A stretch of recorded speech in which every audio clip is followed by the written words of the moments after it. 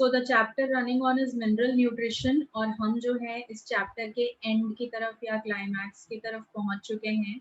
तो मैंने आपको कल भी ये चीज़ इन्फॉर्म की थी कि आज की क्लास में जो हमारा टॉपिक होगा that will be concern with the metabolism या फिर nutrition with regard to nitrogen. ठीक है, तो नाइट्रोजन न्यूट्रिशन की या नाइट्रोजन मेटाबॉलिज्म की हम बात करने वाले थे। तो लेट अस स्टार्ट। अगर मैं आपको बताऊं कि आज की क्लास में हमें बेसिकली सीखना क्या है, तो आज की क्लास में हमें जो चीज़ें सीखनी है, सबसे पहले हम सीखेंगे अबाउट एब्जॉर्प्शन ऑफ मिनरल्स। ठीक है, और ये जो मिनरल्स होंगे दो तरह से इनका एब्जॉर्प्शन आप देख सकते हैं। First will be the active absorption and the second will be passive absorption, और ये वाइस वर्सा भी हो सकता है। आप चाहें तो पैसिव को पहले डील कर लें और बाद में हम बात कर सकते हैं about active. Then we will move on with nitrogen cycle, क्योंकि जब भी नाइट्रोजन मेटाबॉलिज्म की बात होती है या नाइट्रोजन न्यूट्रिशन की बात होती है, तो सबसे पहले जो चीज़ हमें सीखनी होती है वो हमें सीखना होता है अबाउट नाइट्रोजन का साइकिल। कि एटमॉस्फेयर में अगर आप नाइट्रोजन को देख रहे हैं कि किस तरीके से वो कौन से ऑर्गेनिज्म में मेटाबोलाइज होता है, कैसे एटमॉस्फेयर में रिन्यू होता है, तो ये सारी जो चीज़ें हैं ये कहाँ पर आएंगी? ये सब कुछ आएगा नाइट्रोजन साइकिल के under. All right, so the first thing is absorption of mineral. Now what do you mean by absorption of mineral, और इसके लिए कौन सा टिश्यू रिस्पॉन्सिबल है? इसके पहले हमने जो चैप्टर डील किया था, आपको याद होगा, that was transport in plants. वहां पे ये बात की गई थी कि जब भी मिनरल आयंस का कंडक्शन होता है या मिनरल आयंस का ट्रांसपोर्ट होता है from one part of the plant to another part, तो वो कौन से टिश्यू से किया जाता है? आप लोग मुझे इसका आंसर देंगे।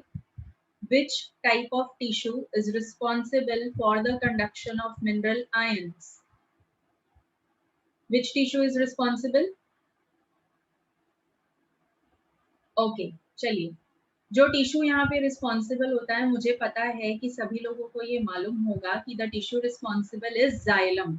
जाइलम और फ्लोएम का नाम भूल गए हैं क्या? इन दोनों भाई बहनों का नाम आप बहुत अच्छे से याद रखिए, क्योंकि फिजियोलॉजी के चैप्टर में बार बार आपको सुनना पड़ेगा। जाइलम आ गया, बार बार आप सुनेंगे फ्लोएम आ गया। ठीक है, कोई ना कोई आता जाता रहेगा। तो यहाँ पे मिनरल्स की जब भी बात हो रही है, तो आपको याद होगा कि जब मैंने आपको conduction of water through xylem पढ़ाया था, that was basically Dixon and Joly का थ्योरी। तो डिक्सन एंड जॉली के थ्योरी में आपने मेरे मुंह से ये शब्द सुना होगा कि वहां मैंने आपको एक सेंटेंस बोला था कि जब भी पानी का कंडक्शन होता है, तो जो मिनरल आयंस होते हैं that will go hand in hand. ठीक है, याद है या नहीं ये स्टेटमेंट कि आप लोगों को मैंने ये बोला था जब हम पढ़ रहे थे conduction of water molecules through xylem? वहां पे आपको ये चीज मैंने सिखाई थी। ठीक है, तो जब ये चीज मैंने आपको सिखाई थी, तो वहां बहुत क्लियरली ये चीज आपको इंडिकेट की गई थी कि भाई जब भी पानी जाएगा तो उसके साथ मिनरल भी जाता है। ऑल राइट, तो उसी बारे में हम बात कर रहे हैं कि जब भी आप एब्जॉर्प्शन कंडक्शन देखेंगे तो that will B through xylem. Conduction तो जाइलम से होगा, लेकिन बात ये है कि पहले हमें मिनरल आयन को जाइलम तक तो पहुंचाना है ना। ठीक है, अब इसको आप थोड़ा सा रियलिस्टिक एग्जांपल पे लेके जाइए। आपको स्कूल जाना है, से सपोज आप बस फॉलो करते हो, मतलब बस में बैठ के आप जाते हो, बस की फैसिलिटी आपके पास है, तो बस स्टॉप तक तो आपको जाना पड़ेगा, तभी तो बस आपको लेके जाएगी स्कूल तक। कि आप सीधा यहाँ से बोलोगे बस और बस पहुंच गई, आप वहां पे बैठ जाएंगे और सीधा आप स्कूल चले जाएंगे? एनी हाउ, आपको पहले पहुंचना पड़ेगा बस तक या जो भी आपका ट्रांसपोर्ट फैसिलिटी है, वहां तक आपको स्वयं जाना पड़ेगा। तो वैसे ही यहाँ जो मिनरल है, इसका कंडक्शन जाइलम में होना है, लेकिन जाइलम तक मिनरल को खुद पहुंचना होता है। मिनरल आयन जो है, आपको बहुत अच्छे से मालूम है कि इसका रिजर्वॉयर सॉइल है। सॉइल को आप देखिए और जाइलम को देखिए, तो जाइलम कहाँ एनाटॉमिकल फीचर है, मतलब का प्लांट का रूट होगा या स्टेम होगा, उसके अंदर जाइलम प्रेजेंट है। और कहाँ सॉइल, जो कि एक्सटर्नली प्रेजेंट है प्लांट की बॉडी से बाहर, उस रिजर्वॉयर से एब्जॉर्ब करके मिनरल को पहुंचाना है जाइलम तक। ठीक है, तो बेसिकली ये जो प्रोसेस होगा that is called as absorption. Absorption का काम रूट से स्टार्ट होता है, मतलब कि पौधे की जड़ों से शुरू होता है। तो अगर आपसे कोई ये पूछता है कि रूट का पर्टिकुलर कौन सा ऐसा पार्ट होता है which is responsible for the absorption, तो उसमें आपका जो आंसर होगा that will be zone of elongation and the root है। ठीक है, इन दोनों चीजों पे हाईलाइट रखिए कि जो आपको यहाँ पर आंसर देना है, कि अगर एग्जैक्ट साइट आपसे पूछा जा रहा है तो आप आंसर करेंगे कि पहला हो सकता है रूट का जोन ऑफ इलोंगेशन, मतलब जहाँ सेल की ग्रोथ होती है। दूसरा आपके पास रूट हेयर्स हो सकते हैं जो कि यूनिसेल्यूलर या मल्टीसेल्यूलर अपेंडेजेस होते हैं किसी भी रूट के स्ट्रक्चर में। ओके, ये दो स्ट्रक्चर होंगे जो रिस्पॉन्सिबल होंगे फॉर द एब्जॉर्प्शन। अब Parth is asking what is zone of elongation. तो जब आप ये रूट को देखोगे ना, से सपोज यहाँ हमने एक रूट ड्रॉ कर रखा है, तो हमें यहाँ पे अलग अलग जोन नजर आते हैं, मतलब जो सेल्स होते हैं उनका अलग अलग ग्रुप होता है। जैसे ये फर्स्ट ग्रुप हो गया सेल्स का, ये रूट एपेक्स होता है। ठीक है, और रूट एपेक्स के ऊपर जो सेल्स होंगे that will be the zone of elongation. ठीक है, और इसके ऊपर जब आप चले जाएंगे तो ये कहलाता है जोन ऑफ डिफरेंशिएशन। तो ये अलग अलग रूट का सेक्शन आपको देखने के लिए मिलेगा। डोंट वरी पार्ट, इसका जो डिटेल है वो आप सीखने वाले हो एनाटॉमी ऑफ प्लांट्स के अंदर। ठीक है, जब आपको रूट का पूरा इंटरनल सेक्शन एक्सप्लेन किया जाएगा, पूरा आपको समझाया जाएगा कि इस पर्टिकुलर पार्ट में, उसके ऊपर वाले पार्ट में क्या क्या रीजन प्रेजेंट है, तो आपको ये चीज और भी क्लियर हो जाएगी। बट फॉर नाउ जो सुपरफिशियल एक्सप्लेनेशन मैंने आपको दिया, आप उतना याद रखो। Coming back, root hairs and the zone of elongation, ये दोनों एक्टिव एरियाज होते हैं जहां से मिनरल्स का एब्जॉर्प्शन होता है। मिनरल्स हमेशा आयंस के फॉर्म में एब्जॉर्ब होते हैं, याद रखिए। ठीक है, ये चीज तो मैंने आपको पहले भी इस चैप्टर के अंदर कन्वे की है कि जब भी हमने बात की, आप लोगों को याद होगा कि मैंने आप लोगों को जो नोट्स प्रोवाइड किए हैं, जो हमारा एक्सप्लेनेशन हुआ था डिफरेंट एलिमेंट्स की डेफिशिएंसी सिम्टम्स का और उनके रोल का, तो वहां मैंने आपको सबसे पहले स्टेटमेंट लिखी है हर एक एलिमेंट में कि they are found in the form of this particular ion, they are found in the form of this particular ion, या फिर they are absorbed in the form of this particular ion। जैसे कि nitrogen के लिए suppose हम example ले लेते हैं, तो वहां हमने बोला था कि ये नाइट्रेट के फॉर्म में एब्जॉर्ब हो सकता है। ठीक है, सपोज सोडियम की बात हो रही थी तो वो सोडियम आयन होता है। मैग्नीशियम की बात हो रही है तो मैग्नीशियम का आयन होगा। कॉपर की बात हो रही है तो कॉपर का आयन होगा। ठीक है, ये 3+ भी हो सकता है। ऑलराइट, तो ये चीज आपको पहले से मैंने कन्वे की है कि जब भी मिनरल्स का एब्जॉर्प्शन होगा या कंडक्शन होगा तो that will be in the form of ions. अब आपके दिमाग में क्वेश्चन होगा कि मैम जैसे वो हैं एलिमेंटल फॉर्म में, एज इट इज क्यों नहीं उनका कंडक्शन हो सकता, या एज इट इज उनका एब्जॉर्प्शन क्यों नहीं हो सकता। The reason to that statement is कि आप लोग हमेशा से जानते हो, आपने जूलॉजी में भी सीखा होगा कि जब भी हमें कोई चीज एब्जॉर्ब करनी होती है तो हमें पहले उसको सिंप्लीफाइड वर्जन में लेके आना होता है। यस और नो, आप लोगों ने ये चीज सुनी है या नहीं सुनी है, सीखी है या नहीं सीखी है। डाइजेशन के प्रोसेस में आपने यही पढ़ा है। ठीक है, इंटेस्टाइन में जब फूड का एब्जॉर्प्शन होना होता है, बिफोर दैट उसका ब्रेक डाउन किया जाता है, उसको हम छोटे टुकड़ों में बांट देते हैं, उसको हम सिंपल कंपाउंड के फॉर्म में लेकर आते हैं ताकि एब्जॉर्बेबल या सॉल्यूबल फॉर्म में वो चीज आ सके। तो फॉर मिनरल एलिमेंट्स आयंस जो होते हैं वो उनका वो कंपोनेंट है जो कि इजीली एब्जॉर्ब हो सकता है। ठीक है, तो आयंस के फॉर्म में ही उनका एब्जॉर्प्शन होता है। जब भी मिनरल आयंस का अपटेक होता है तो वो दो तरह से हो सकता है और उसके अपटेक में दो फेजेस होते हैं। तो दो फेजेस कौन से होंगे? सबसे पहला फेज होता है कि मिनरल आयंस का फिजिकल अपटेक होता है। Now let us see what is physical Uptake. ठीक है, यहाँ पर इस तरह से आप कुछ सेल्स इमेजिन कर लीजिए कि ये एक सेल है, ये दूसरा सेल है और ये तीसरा सेल है। हमें बहुत अच्छे से पता है कि हम यहाँ पर प्लांट्स की बात कर रहे हैं, तो हमें पता होगा कि यहाँ पर इनके ऊपर वॉल्स भी होंगी, ठीक है? इनके ऊपर क्या प्रेज़ेंट होंगी? वॉल्स भी प्रेज़ेंट होंगी। तो यहाँ पे हम इनकी वॉल्स को भी देख लेते हैं। अब ये एडजेसेंट सेल्स हैं। यहाँ पे सपोज़ हमने देखा कि कोई पर्टिकुलर आयन है जिसका एब्ज़ॉर्प्शन यहाँ होना है। ये रहा आपका आयन। तो ये जो आयन है, अगर ये आउटर पाथ फॉलो करता है, आउटर स्पेस को फॉलो करता है to get into the cell. अब ये आउटर पाथ से मेरा मतलब है कि ये सेल वॉल के रास्ते जाए, ठीक है?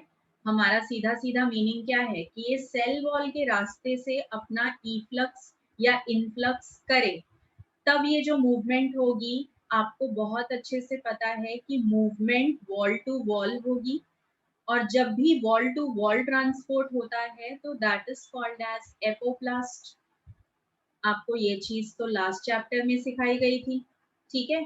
तो this is the first phase जिस तरीके से आयन का इनपुट सेल के अंदर किया जा सकता है।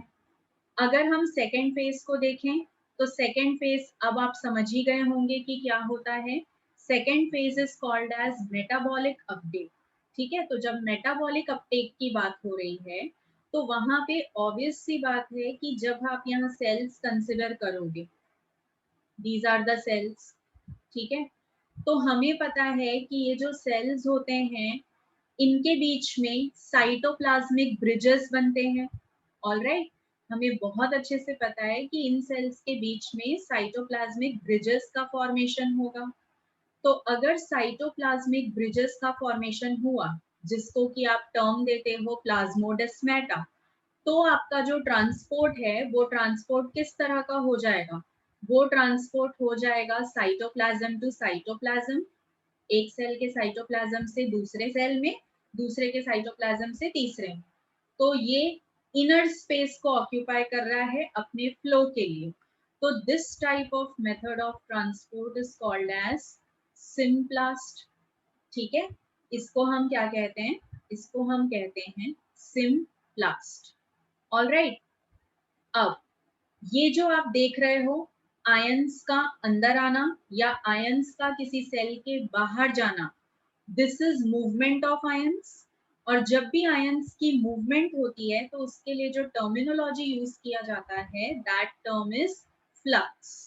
तो यहाँ पे जब भी आयंस की मूवमेंट सेल के अंदर होगी तो उसे हम इनफ्लक्स कहेंगे, और जब भी उसकी मूवमेंट सेल के बाहर होगी, मतलब वो सेल से बाहर जाएगा, तब हम उसे क्या कहेंगे? तब हम उसे इफ्लक्स कहते हैं, ठीक है? तो ये दो टर्म्स जो हैं ये आपको याद होना चाहिए। ये दोनों टर्म्स मैंने आपके लिए यूज किए थे जब हमने स्टोमेटल ओपनिंग एंड क्लोजिंग के बारे में पढ़ा था, ठीक है? तो जब स्टोमेटल ओपनिंग एंड क्लोजिंग आपको सिखाई गई थी तो मैं आपको बार बार कह रही थी कि यहाँ जो K प्लस आयन है उसका इनफ्लक्स हो रहा है, सोडियम का इफ्लक्स हो रहा है। तो ये इनफ्लक्स एंड इफ्लक्स का मतलब है ionic movement inside the cell, ionic movement outside the cell. तो यहाँ तक आप लोगों को कुछ भी समझने में कोई प्रॉब्लम है? इज देयर एनीवन जिसको यहाँ तक की कोई चीजें समझ में ना आई हो? ये बिल्कुल बेसिक सी चीजें थी जो आपको यहाँ पे याद रखनी है एब्जॉर्प्शन के टर्म्स में, ठीक है? तो इज देयर एनीवन जिसको ये चीजें क्लियर ना हुई हो? Okay, let us proceed then. अब हम एक्टिव और पैसिव मिनरल एब्जॉर्प्शन पे चले जाते हैं। तो पैसिव एब्जॉर्प्शन क्या होगा या एक्टिव एब्जॉर्प्शन क्या होगा? अब आप इस पॉइंट पे आ गए हैं कि मुझे आपको एक्टिव और पैसिव एब्जॉर्प्शन की डेफिनेशन बताने की कोई जरूरत नहीं है, मुझे आपको इसका मीनिंग बताने का कोई ज़रूरत नहीं है, मुझे इनके बीच में डिफरेंसेस क्लियर करने की कोई ज़रूरत नहीं है। आई गेस कि अभी तक ये दोनों कंसेप्ट आपको इतने क्लियर होंगे कि ये दोनों चीज़ें आप मुझे सिखा दोगे, ठीक है? तो एक्टिव और पैसिव में फिर भी जो हमें करना चाहिए इनिशियली, कुछ बातें इनके बारे में बोलेंगे ही। पैसिव में हमें पता है कि जो भी एब्जॉर्प्शन होगा या जो भी ट्रांसपोर्ट होगा वो कंसंट्रेशन ग्रेडियंट को फेवर करेगा, जबकि एक्टिव में फेवर नहीं करता, अगेंस्ट में जाता है।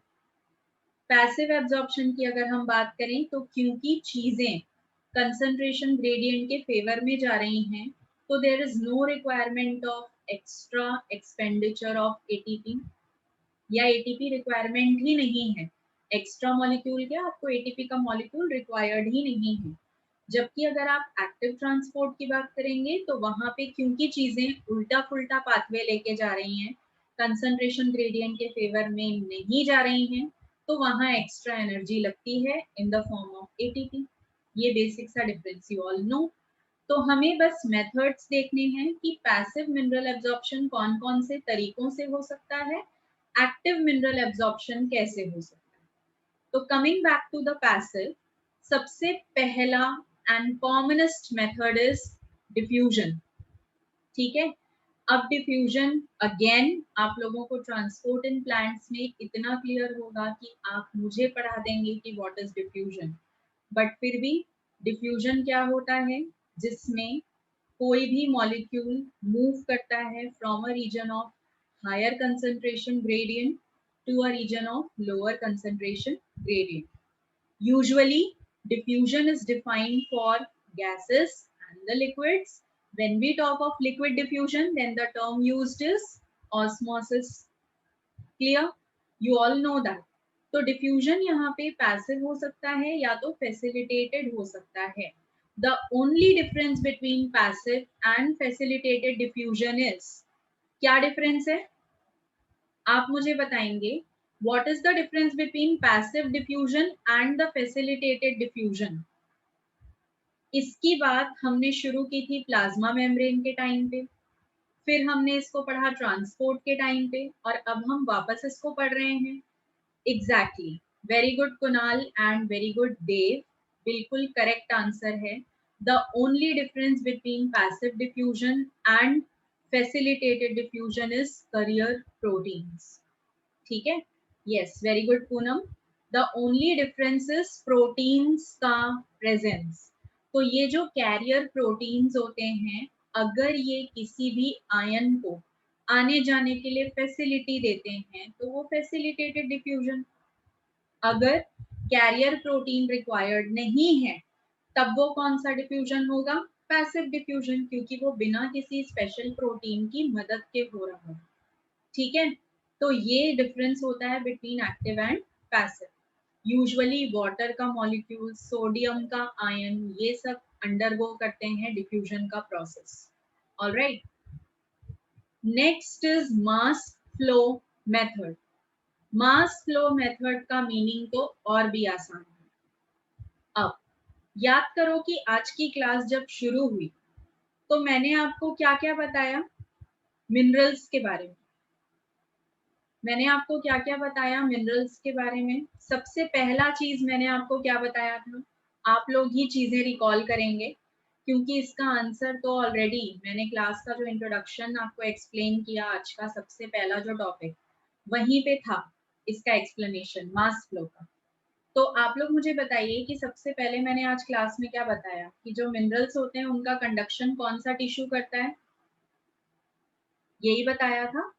तो कंडक्शन कौन सा टिश्यू करता है, which tissue is responsible for conduction of mineral ions? Yes, very good, xylem। ठीक है, उसके बाद मैंने आपको क्या बताया कि जो जाइलम होता है उसमें मिनरल्स के अलावा और कौन सी चीज का कंडक्शन या ट्रांसपोर्ट होता है, वाटर, वेरी गुड पार्थ। ठीक है, और यही आपका मास फ्लो मेथड है। तो जब आप मास फ्लो मेथड देखेंगे तो सीधा सा इसका मीनिंग है कि जब भी मिनरल आयंस जो हैं वो पानी के साथ एब्जॉर्ब किए जाएंगे, उनका जो ट्रांसपोर्ट है पानी के साथ किया जाएगा। ठीक है, किसको इन्वॉल्व करके, किसी भी टिश्यू के या सेल के फ्री स्पेस को इन्वॉल्व करके उस तरीके के ट्रांसपोर्ट को या उस तरीके के पैसिव एब्जॉर्प्शन को मास फ्लो कहा जाता है। ठीक है, उसको कहा जाता है mass flow, and this is possible because of the transpirational pull. आपको ये समझाया गया था कि ट्रांसपिरेशनल पुल से वाटर मॉलिक्यूल को ऊपर खींचा जाता है। ठीक है, इसीलिए वो ग्रेविटी के अगेंस्ट में जाता है, और जब वो ग्रेविटी के अगेंस्ट में जा रहा है तो जब पानी जाएगा तो उसके साथ साथ मिनरल्स भी जाएंगे। तो this is the simple thing जो कि मास फ्लो में बताई गई। अगला मेथड है डोनन इफेक्ट, या फिर जिसको हम कहते हैं डोनन इक्विलिब्रियम। इस चीज को थोड़ा ध्यान से समझिएगा, ठीक है। Suppose this is the membrane. यहाँ पर आप इमेजिन कर लीजिए कि ये क्या है, ये है प्लाज्मा मेम्ब्रेन। तो ये जो प्लाज्मा मेम्ब्रेन यहाँ पर प्रेजेंट है, आपको इसके दो साइड्स इमेजिन करके चलने हैं। Suppose this is the outside, मतलब प्लाज्मा मेम्ब्रेन का बाहर मतलब सेल का बाहर मानिए, और उसके बाद ये जो स्पेस आप इमेजिन करेंगे दैट विल बी इनसाइड। ठीक है, इतना आपने इमेजिन कर लिया। अब अगला आपको क्या करना है, आपको ऐसा मान लेना है कि जो इनसाइड वाला रीजन है या सेल के अंदर एनायंस यहाँ पर प्रेजेंट है। ओके, कौन प्रेजेंट है, एनायंस। और ये जो एनायंस हैं, इनका एक खासियत ये है कि ये नॉन डिफ्यूजेबल है। अब नॉन डिफ्यूजेबल का मतलब तो आप समझ ही गए होंगे। नॉन डिफ्यूजेबल का मतलब ये होगा जो डिफ्यूजन नहीं कर सकते। अगर ये डिफ्यूजन नहीं कर सकते तो आप मुझे बताइए कि क्या ये प्लाज्मा मेम्ब्रेन के थ्रू इनफ्लक्स या इफ्लक्स कर सकते हैं? Is it possible for them? No, exactly not possible. तो इसका मतलब ये हुआ कि ये तो कहीं जा ही नहीं सकते, ये वहीं के वहीं रहेंगे जहां ये हैं। तो अब हमारे पास बात क्या आती है, हमारे पास बात ये आती है जो कि पूरा का पूरा यूनिवर्सल नियम है, विधि का विधान है, कि जहां पर नेगेटिव चार्ज होगा तो उसको बैलेंस करने के लिए ऑपोजिट चार्ज आएगा, और जो ऑपोजिट चार्ज है या जो ऑपोजिट आयन है that will be the cation या पॉजिटिव आयन। यस और नो, पता है आपको ये चीज? ठीक है, तो हम यहाँ पर क्या ऑब्जर्व करेंगे कि सेल के बाहर से जो पॉजिटिव चार्जेस हैं, ठीक है, these positive charges will come inside the cell, और इसको आप क्या कहेंगे, इनफ्लक्स, क्योंकि ये अंदर आ रहे हैं। तो जैसे ही ये पॉजिटिव चार्जेस अंदर आना स्टार्ट करेंगे तो what ultimately is going to happen कि एक माइनस के लिए एक प्लस, और इस तरह से पूरा नेगेटिव चार्ज जो है वो बैलेंस कर दिया जाएगा, जो अंदर का एनवायरनमेंट है उसको न्यूट्रल कर दिया जाएगा। ठीक है, तो साफ साफ मीनिंग यहाँ पर ये निकलता है, अब जो नेगेटिव आयन अंदर था वो नॉन डिफ्यूजेबल था, तो वैसे ही सेम कंडीशन सेल के बाहर भी हो सकती है ना बच्चों? यस और नो? जो आपके नॉन डिफ्यूजिबल आयंस को मैंने आपके लिए फिलहाल इनसाइड में रखा है, क्या वो बाहर नहीं हो सकते? बिल्कुल हो सकते हैं। तो कहने का मतलब ये हुआ कि जितने भी नॉन डिफ्यूजिबल आयंस हैं, although they cannot show influx and efflux, फिर भी उनको बैलेंस करने के लिए चार्जेस आते हैं। ठीक है, और जब उनको बैलेंस किया जाता है तो that is only the concept which is known as Donnan effect या डोनन इक्विलिब्रियम। इक्विलिब्रियम वर्ड पे फोकस करो। इक्विलिब्रियम यूज किया गया क्योंकि हम चार्जेस को बैलेंस कर रहे हैं, उनको इक्वलाइज कर रहे हैं, सो दैट जो भी वहां पे इलेक्ट्रोकेमिकल ग्रेडियंट बन रहा है चार्जेस की वजह से वो इक्वलाइज हो जाए। ठीक है, उसको बैलेंस कर रहे हैं। अब ये जो डोनन है that was the name of the scientist जिन्होंने ये कंसेप्ट दिया। तो on the basis of this particular concept कि चार्जेस को बैलेंस किया जाना है, वो भी कौन से चार्जेस को, जो भी आपके नॉन डिफ्यूजेबल चार्जेस या नॉन डिफ्यूजेबल आयंस है। तो इसके लिए उन्होंने एक इक्वेशन पुट अप किया, एंड द इक्वेशन वाज कि जितना भी कैटायन आउटसाइड होगा, ठीक है, मल्टीप्लाइड बाय जितना भी एनायन आउटसाइड होगा, that will be equal to जितना भी कैटायन इनसाइड है और जितना भी एनायन इनसाइड है। आपको समझ में आया क्या किया गया है? यहाँ पे इस इक्वेशन में सबसे पहले तो there is product of cation and anion, जो कि LHS RHS दोनों तरफ है। दूसरी बात, एक तरफ जो प्रोडक्ट है कैटायन एनायन का वो आउटसाइड ऑफ द सेल के लिए है, एंड उनका जो भी प्रोडक्ट होगा that will be equal to the product of anion and cation जो सेल के अंदर है। ठीक है, तो ये जो इक्वेशन है यहाँ पे, ये सिंपल सा इक्वेशन है जो यूज किया जाता है फॉर एक्सप्लेनेशन ऑफ डोनन इक्विलिब्रियम या डोनन इफेक्ट। ठीक है, यहां तक किसी को कुछ भी समझने में प्रॉब्लम है? ऐसा कोई भी पॉइंट जो आप लोगों को समझ में ना आया हो? Is there anyone? ओके, तो यहाँ पर ये जो डोनन इफेक्ट है बहुत ही सिंपल है, देखने में बड़ा टफ लगता है नाम इसका, लेकिन ऐसा कुछ भी नहीं है।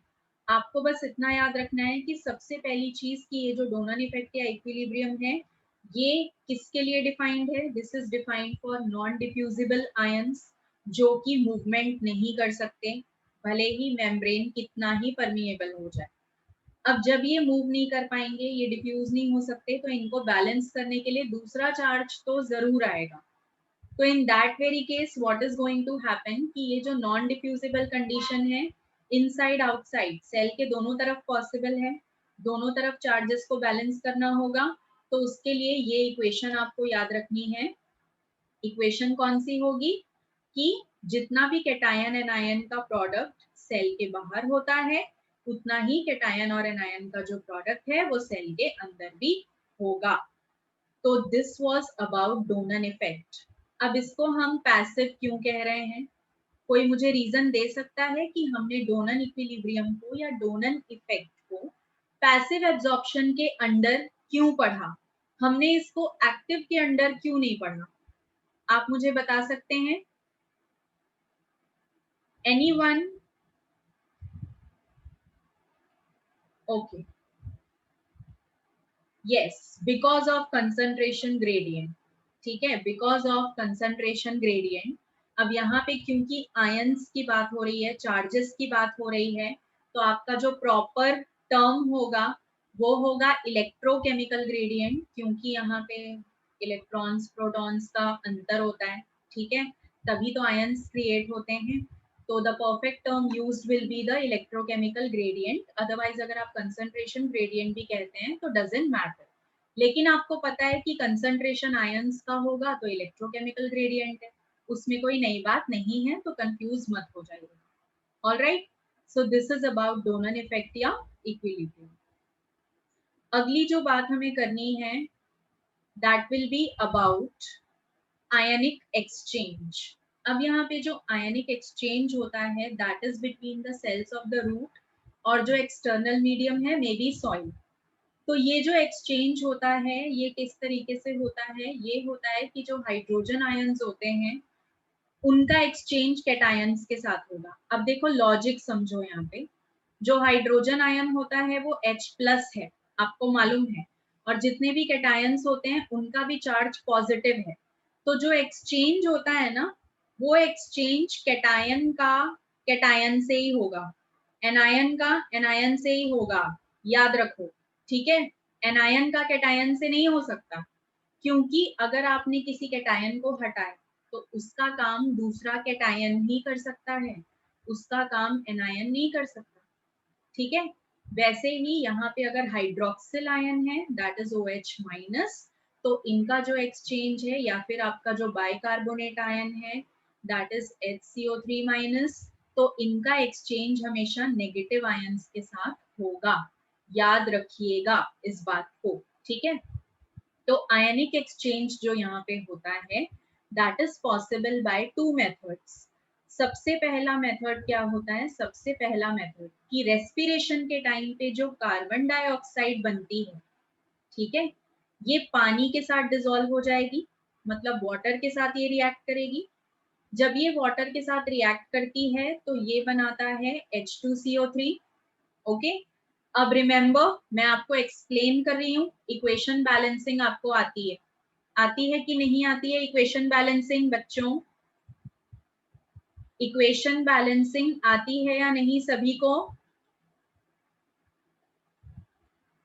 यस, तो दिस इज जस्ट एक्सप्लेनेशन, बाकी बैलेंस्ड इक्वेशन आप लिख सकते हो। तो यहाँ पर जब भी कार्बन डाइऑक्साइड वाटर के साथ रिएक्ट करेगा तो यहाँ पर कार्बोनिक एसिड बनता है, और ये जो कार्बोनिक एसिड है this is later on going to dissociate. जब ये डिसोसिएट होगा तो हमारे पास हाइड्रोजन आयंस क्रिएट होंगे और यहाँ पर बाइकार्बोनेट आयंस क्रिएट होंगे। तो ये जो हाइड्रोजन और बाइकार्बोनेट आयंस क्रिएट हुए हैं यहाँ पे, तो हाइड्रोजन का एक्सचेंज किसी भी कैटायन के साथ किया जा सकता है और इसका एक्सचेंज किसी भी एनायन के साथ किया जा सकता है। वो एक्सचेंज कैसे होगा अभी मैं आपको बताऊंगी, ठीक है। तो यहाँ पे दूसरा मेथड क्या है, दूसरा मेथड है ऑक्सीलेशन वॉल्यूम के मूवमेंट से। अब देखो तुमको इजीली ये चीज कैसे समझनी है कि इनका एक्सचेंज कैसे होता है, ठीक है। तो ये कैसे होगा कि से सपोज यहाँ पे आप इमेजिन कर लीजिए कि दो सेल हैं, ठीक है। तो दो सेल यहाँ आपको इमेजिन करना है, this is cell number 1 and this will be the cell number 2। ये दोनों एडजेसेंट हैं, मैंने इनको थोड़ी दूरी पे बनाया है क्योंकि हमें कुछ समझना है, लेकिन एक्चुअली ये पास पास है। अब मान लीजिए कि यहाँ पे मूवमेंट आप देख रहे हो H प्लस की, जो कि इस तरह से ऑक्सीलेटरी मूवमेंट को शो कर रहा है, ठीक है। दूसरी तरफ आप जब देखेंगे तो दूसरी तरफ सपोज हम ये देख रहे हैं कि यहाँ पे K प्लस है जो कि सेम मूवमेंट शो कर रहा है, ठीक है। अब क्योंकि ये दोनों सेल, सेल नंबर 1 और सेल नंबर 2, ये दोनों एडजेसेंट हैं, मतलब कि आजू बाजू रहते हैं, तो क्या ऐसा हो सकता है कि जब H प्लस घूमे और यहाँ पर K प्लस घूमे तो बीच में कहीं इनके रास्ते टकरा जाएं? Is it possible? हो सकता है या नहीं हो सकता है? हो सकता है, ठीक है। तो this is the exact point जहां पे आपको इनका एक्सचेंज जानना है। जब इनका ऑक्सीलेटरी मूवमेंट होता रहता है या इनके ऑक्सीलेटरी वॉल्यूम्स जो हैं वो ओवरलैप करते हैं, मतलब ये पर्टिकुलर सेक्शन जहां पे ये दोनों मिल जाते हैं आके, तब क्या होता है, ये दोनों को कंफ्यूजन हो जाता है। जो H प्लस है वो चला जाएगा K प्लस के रास्ते, और जो K प्लस है वो कौन से पाथवे में चला जाएगा, जहां हाइड्रोजन जा रहा था। तो अल्टीमेटली क्या हुआ कि क्योंकि दोनों पॉजिटिव थे तो इनके एक्सचेंज होने से दोनों सेल्स को कोई फर्क भी नहीं पड़ा, और ये दोनों का एक्सचेंज हो भी गया कि हाइड्रोजन चला गया K प्लस की जगह पर और K प्लस कौन से रास्ते आ गया, जहां हाइड्रोजन जा रहा था। इसको हम कॉन्टैक्ट एक्सचेंज के नाम से भी जानते हैं। This is also called as contact exchange of ions. तो जब भी यहाँ पर एक्सचेंज मेथड की बात होगी तो आपको ये मेथड याद रखना है, यहाँ पे एक कार्बन डाइऑक्साइड वाला और दूसरा ये कॉन्टैक्ट एक्सचेंज वाला, ठीक है। तो these are the two possibilities जिससे कि आयंस का इनफ्लक्स और इफ्लक्स किसी भी सेल के अंदर और बाहर किया जा सकता है, ठीक है। अब अगर हम बात करते हैं एक्टिव मिनरल एब्जॉर्प्शन की, तो इसमें आपको कुछ भी स्पेशल नहीं जानना है, आपको बस इतना जानना है कि ये जो प्रोसेस है ये प्रोसेस प्रोसीड करेगा with utilization of metabolic energy, आपको पता है, ठीक है। जब भी एनर्जी प्रोवाइड करने के लिए एक्स्ट्रा रेस्पिरेशन किया जाएगा, मतलब मान लीजिए सेल के अंदर एटीपी का मॉलिक्यूल कम पड़ गया, तो एटीपी बनाने के लिए रेस्पिरेशन को बढ़ा दिया जाएगा, तो that extra respiration is called as salt respiration, ठीक है। सॉल्ट रेस्पिरेशन क्यों? क्योंकि जो आयंस होते हैं यूजुअली सॉल्ट के कंपोनेंट्स होते हैं। तो एक्टिव एब्जॉर्प्शन जब भी यहाँ पर चलेगा that will be with the help of specific carriers, जो कि स्पेशल प्रोटीन्स हो सकते हैं यहाँ पे, ठीक है। अब यहाँ पे जितने भी आयंस का एक्सचेंज एक्टिव मेथड से होता है, याद रखिए कि वो यूजुअली इनर सरफेस के थ्रू होगा। पैसिव मेथड और एक्टिव मेथड में यहाँ पर ये भी जरा सा डिफरेंस है कि पैसिव में आउटर सरफेस इनर सरफेस, मतलब एपोप्लास्ट सिम्प्लास्ट दोनों हो सकता है, लेकिन जब भी एक्टिव मेथड आप देखेंगे तो यूजुअली प्लाज्मोडेस्माटा वाला जो कनेक्शन है उसको यूज किया जाता है, ठीक है। और कुछ चीजें मैं आपको बता दूं, जब भी पैसिव एब्जॉर्प्शन होता है तो that is a rapid method of absorption, active absorption is slow method of absorption. अब आप बोलोगे मैम यहाँ तो एनर्जी है, बट एनर्जी से फर्क नहीं पड़ता, ये चीज कंसंट्रेशन ग्रेडियंट के अगेंस्ट जा रही है। ये पहाड़ चढ़ने वाला काम है, धीरे धीरे होगा, पहाड़ उतरने वाला काम फास्ट होगा, क्योंकि वो कंसंट्रेशन ग्रेडियंट के फेवर में है। तो these are some of the things जो आपको यहाँ याद रखनी है about active and passive absorption of mineral ions. इसके बाद हम नाइट्रोजन साइकिल की बात करेंगे। Before that all of you rejoin